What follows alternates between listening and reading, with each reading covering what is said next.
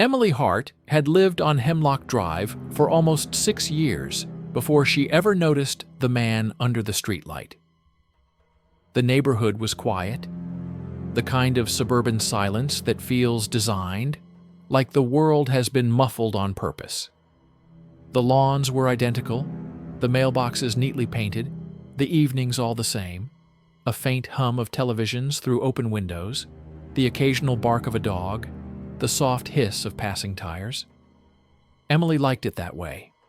Quiet meant safe. Her days passed without distinction. She worked at a small insurance office downtown, came home before sunset, made herself dinner, always too much for one person, and watched whatever was playing on television until she drifted to sleep. She had friends somewhere, but distance and time had thinned those bonds into something like memory. Her mother called once a week. Her father, not for years. That night, she was rinsing dishes when she saw it. Out the kitchen window, beyond the line of trees, the street lamp across the road glowed pale in the fog. And beneath it, a shape, a man, standing perfectly still. At first, she thought it was a trick of the light. The mist shifted, the figure blurred. But then she noticed something unmistakable. The angle of the shoulders, the faint shimmer of movement, the sense of someone breathing. He was just there, watching nothing, watching everything. Emily turned off the faucet. The sound of dripping water stopped, and the silence that followed felt heavy, deliberate. She told herself there was no reason to panic. Maybe he was waiting for a cab, walking his dog, talking on a phone. Normal things. She dried her hands, turned off the lights, and went upstairs. From her bedroom window, she looked again. The man hadn't moved. The next morning, he was gone. There was no trace, no footprints in the dew, no car parked nearby. She laughed at herself in the mirror while brushing her hair. "You're losing it, Emily." She blamed the long hours, the quiet house, the way the seasons bled into each other. Loneliness does strange things to perception. But the next night, just after 2 a.m., she woke suddenly. No sound, no dream, just the sense that something had shifted. She went to the window. He was back, same place, same posture. This time he was closer to the light. She could make out more detail. Dark clothes, maybe a coat, the faint gleam of skin under the collar. But his face, there was something wrong with it. The light caught it strangely, flattening the features, making it look blank. She stared for a long time, waiting for him to move. He didn't. Her hand went to her phone, but she hesitated. What would she even say? There's a man standing on the street? By the time the police came, he'd be gone. She turned on a lamp instead, convincing herself that light equaled safety. But even as she crawled back into bed, her pulse stayed fast, her breath shallow. Sleep didn't come. By the third night, she had convinced herself she wouldn't look again. She read until midnight, then 1 a.m., then 2. The silence in the house thickened until it felt alive. Finally, she gave in. She parted the curtain an inch, just enough to see. He was there, and this time, he was facing her. The next day, she left for work early, desperate to feel normal. She drove with the radio on loud, singing to songs she didn't know. The daylight helped. It made everything rational again. At lunch, she even laughed with a coworker about a broken coffee machine. When she came home that night, she parked and looked automatically toward the streetlight. It was empty. For the first time in days, relief washed over her like a wave. Maybe it had just been someone passing through. Maybe she had been imagining it. She poured herself a glass of wine, turned on the TV, and tried to let go. But when she went to bed, she noticed something new. On her porch, directly below her bedroom window, a small patch of dirt had been disturbed, as if someone had been standing there for a long time. She didn't sleep that night. Every creak of the house felt deliberate. Every hum of the refrigerator sounded like a whisper. And just before dawn, when the light began to change, she swore she heard the faint crunch of footsteps outside, moving away toward the street. When she finally dared to look, the man was gone again. But the streetlight was still on, flickering softly, as if trying to stay awake. For 3 nights, Emily tried to pretend nothing was wrong. She told herself that sleep would fix it, that the mind plays tricks when it's tired, that light and shadow can invent faces out of fog. But even in the safety of morning, something had changed.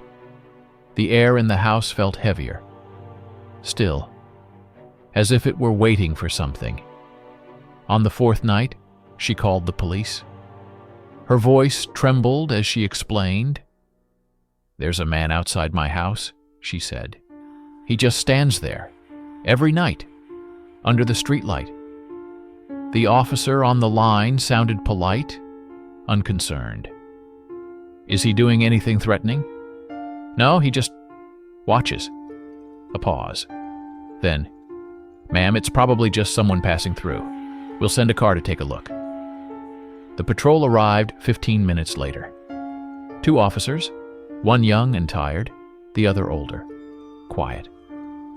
They searched the street, swept their flashlights across the lawns, checked the corner, where the light glowed dimly through the mist. No one was there. They were kind enough not to laugh, but she could see it in their eyes. The patient doubt reserved for lonely people who imagine things. When they left, she stood in the doorway, hugging her arms against the cold. The streetlight buzzed faintly overhead, a rhythmic pulse. The beam flickered, and for a heartbeat, she thought she saw movement, a ripple, like heat rising from asphalt. But when she blinked, it was gone. And that night she bought a small security camera online, one she could monitor from her phone. She set it in the window facing the streetlight, adjusted the angle, and felt a strange satisfaction in doing something practical. Technology didn't lie. She went to bed early. At 2:12 a.m., the motion alert went off. Heart pounding, she grabbed her phone, opened the app, and froze. The feed was static. The streetlight barely visible through white noise and distortion. For a few seconds, the image flickered, stabilizing, and there he was. The man, standing beneath the light, head tilted upward, as if listening to something she couldn't hear. The footage lasted only 5 seconds before the camera cut out completely. When she replayed it in the morning, there was nothing. Just an empty street.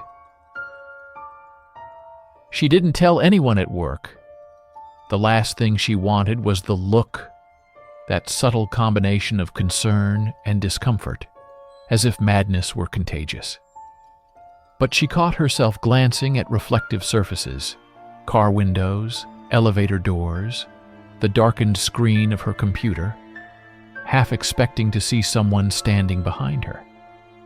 By the end of the week, she was sleeping less than 3 hours a night. Her hands shook when she poured coffee. She kept her curtains closed during the day, the rooms dim and claustrophobic. The house made noises she couldn't explain. The faint click of a door latch, the whisper of fabric brushing against a wall, a slow creak as if someone were leaning against the banister. Every time she turned, there was nothing. On Saturday, she went outside in daylight and walked across the street to the lamppost. It was an ordinary pole, scratched metal, stickers peeling, a ring of dead grass around the base. She circled it, feeling foolish, scanning for footprints, cigarette butts, any sign of human presence. Nothing. But when she touched the pole, she felt a faint vibration under her fingers. A low hum, almost imperceptible. She stepped back. The hum stopped. And that night she decided she wouldn't look outside anymore. If he wanted to stand there, let him. She locked her doors, turned on every light, and sat in the living room with the TV blaring to fill the silence. At some point, exhaustion won. She dozed off on the couch.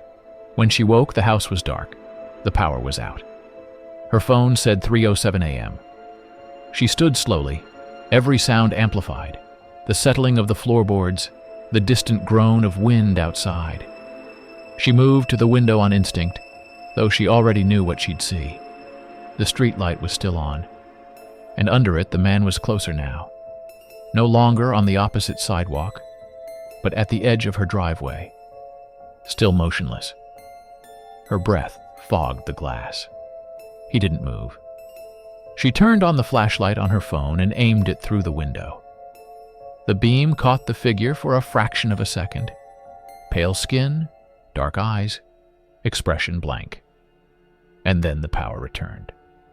The lights flickered back on. When she looked again, he was gone. The next morning, she checked the camera footage. It had recorded the outage. At 3:07 a.m., the feed turned to static. White noise, flickering patterns. Then, a single frame.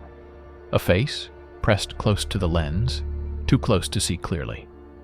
Not the man, her own, eyes open, staring directly into the camera. Emily dropped the phone. It hit the floor, and the screen cracked, leaving a thin spider web across her reflection. She didn't pick it up.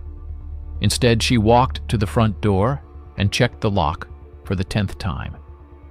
She told herself she wouldn't look outside again. She couldn't. But as she turned to go upstairs, a soft sound stopped her. A knock. 3 slow, deliberate knocks from the other side of the door.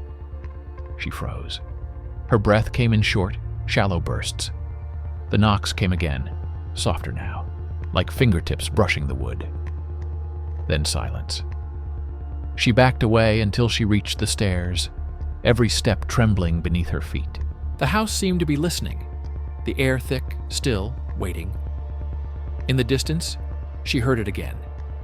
Not from the door this time, from inside the walls. A faint, rhythmic tapping, traveling upward, following her as she climbed. Emily didn't sleep that night. When morning came, she sat at the kitchen table with her hands wrapped around a mug of cold coffee, staring at the wall. The knocks hadn't returned, but the silence was worse. The air felt dense, unnatural, like the quiet inside a vacuum. At some point, she realized she hadn't checked the front yard. She told herself she needed proof, something to convince her that the noise had been real. When she opened the door, the daylight stung her eyes. The street looked the same, a row of tired houses, the hum of distant traffic, a mail truck idling down the block. But on her doorstep, she found something that didn't belong. 3 perfect fingerprints on the wood. They were darker than the grain, smudged, as if pressed into the surface by something wet. She touched them. Dry. She shut the door and locked it again. By evening, her nerves had settled just enough for her to move through the house without flinching at every sound. She tried to clean, to cook, to reclaim something normal. But every movement carried a weight, like she was being watched not by one pair of eyes but by the house itself. That's when she noticed the mirror. It hung in the hallway near the stairs, an antique thing she'd never paid attention to before. Oval, with a frame of tarnished silver. She had found it in the attic when she first moved in and hung it there without thought. Now it seemed different. The glass had developed a faint discoloration, a misted film around the edges that almost looked like fingerprints. When she leaned closer, she saw the distortion wasn't on the surface. It was inside the glass, a faint, shadowed outline, something standing behind her reflection. She spun around. Nothing. When she looked again, the shadow was gone. That night, she called her sister. They hadn't spoken in months. Emily's tendency to withdraw had driven most of her family away, but hearing another human voice felt like oxygen. "Em, you sound awful," her sister said. "What's going on?" Emily almost told her everything. The man under the light, the camera, the knocks. But as the words formed, they felt fragile, absurd. Saying them out loud would make them real. "I'm just tired," she said. "The house makes noises at night." Her sister laughed softly. "It's an old house, Em. You need to get out of there once in a while." "I will," Emily lied. When she hung up, the silence returned, thicker than before. At 2 a.m., she woke to a faint, clinking sound, metal tapping against glass. She followed the noise downstairs, barefoot, one hand trailing the wall for balance. The air felt colder than it should have. The sound led her to the hallway, to the mirror. In the dim light, she saw condensation on the inside of the glass, like breath fogging from within. The tapping came again, once, twice, 3 times. Her reflection seemed to move half a second out of sync. Then, for a heartbeat, her reflection smiled. Emily stumbled backward, knocking over a picture frame. The sound shattered the moment, and the mirror went still. She turned on every light in the house, leaving them blazing until dawn. When morning came, she called in sick to work. She couldn't face anyone. Instead, she sat at her computer and searched for anything about her house's address. Old property records, police reports, anything. It took hours before she found something. A forum post from 10 years ago. "Does anyone know what happened on Willow Street, number 28? My aunt lived there. She said she used to see someone standing under the streetlight across from her window. Said he looked just like her husband, who died the year before. The night she died, the power went out. They found her in the hallway, the mirror shattered beside her. Police said it was a heart attack, but the post ended abruptly, the comments long disabled. Emily's hands shook as she scrolled back up, rereading the words until they blurred. The streetlight, the mirror. Her eyes drifted toward the hallway. She didn't want to look, but she did. The mirror was clean now, the discoloration gone. Her reflection stared back, pale and hollow-eyed. Then, almost imperceptibly, her reflection blinked a moment too late. That night, she covered the mirror with a bedsheet. She couldn't bear to see it anymore, but covering it didn't help. The next morning, she found the sheet on the floor. The mirror was uncovered. In the reflection, she noticed something new, a faint crack running across the glass, like a vein under skin. When she touched it, the surface pulsed, warm. She stumbled backward, her breath shaking. By the end of the week, the man had returned. He didn't stand under the streetlight anymore. Now he was directly across from her window. Each night, a little closer. Emily stopped calling the police. She stopped talking to anyone. Her world had narrowed to the house, the mirror, and the slow, inevitable approach of the figure outside. One night, unable to bear the waiting, she opened the front door.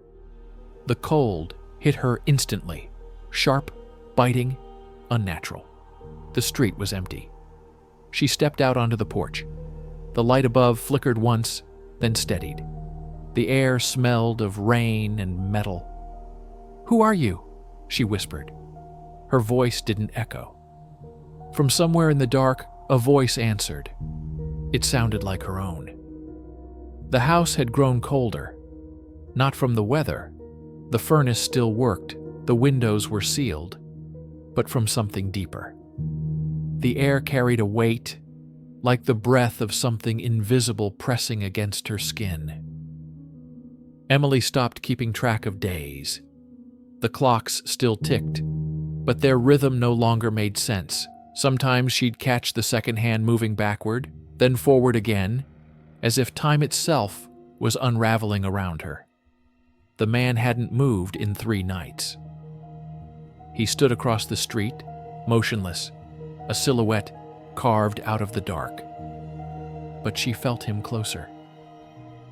Even when she turned away from the window, she could feel his eyes behind her eyelids. When she blinked, the after image of him lingered, that faint outline beneath the streetlight, like a burn mark that wouldn't fade. On the morning of the 4th day, the mirror cracked again. A hairline fracture snaked through the center, splitting her reflection in 2. She touched the glass gently.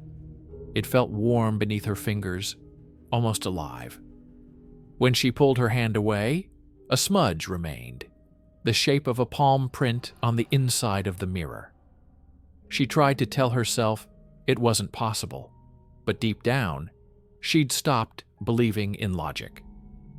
Something in the house had changed the rules. That evening, as the sky faded into gray, the streetlight outside flickered. It was the first time she'd seen it fail. For a moment, the world went black. Then the light burst back to life, brighter than before, almost white. In that light, she saw him clearly for the first time. The man wasn't facing the street anymore. He was facing her window. And this time, he was smiling. Emily stumbled backward, nearly tripping over the rug. She locked the door, drew every curtain, and still, she could feel that smile, stretched too wide, fixed somewhere behind her thoughts. She went to the kitchen, searching for something sharp, something heavy, anything that made her feel less powerless. Her hand brushed the drawer handle, but stopped, because she heard something. A soft sound from upstairs. Footsteps. The kind of footsteps that know the layout of a house, measured, unhurried. Her heart pounded so loud it drowned out everything else. She grabbed her phone, but the screen refused to turn on. It glowed faintly, then went dark again. The footsteps reached the top of the stairs, then stopped. "Who's there?" she whispered, her voice barely audible. A long silence. Then, from the darkness above, "Emily." The voice was her own. The sound made her knees buckle. She pressed her back against the wall, staring up at the stairwell, the edges of her vision trembling. Something moved at the top of the stairs. Not a shadow, but a shimmer, like heat rising from the ground. It pulsed once, and she could almost make out a figure, the curve of a shoulder, the tilt of a head. The same posture as the man outside, only now he was inside. She fled to the hallway. The mirror loomed ahead, its cracked surface glinting faintly. Behind her, the air shifted, that soft, rhythmic breathing. Too close. Her reflection stared back, eyes wide, trembling, but the reflection didn't move when she did. Instead, it stepped forward. The fracture in the glass widened with a soft pop, a spider web of light spreading outward. Emily's reflection reached out and smiled. Neighbors reported hearing the crash just after 3 a.m. A single sound, breaking glass, followed by silence. When police arrived later that morning, they found the front door locked from the inside. No signs of struggle, no sign of forced entry, only a shattered mirror in the hallway. and 3 fingerprints pressed into the wood beside the door. Small, dry, and old, Emily Foster was never found. A week later, the house was listed for rent again. A young couple moved in, friendly, polite, eager to start over. The landlord mentioned nothing unusual. On their first night, the wife awoke to a faint buzzing sound from outside. When she looked through the window, she saw the old streetlight flicker once. Under it stood a woman, still, silent, watching the house.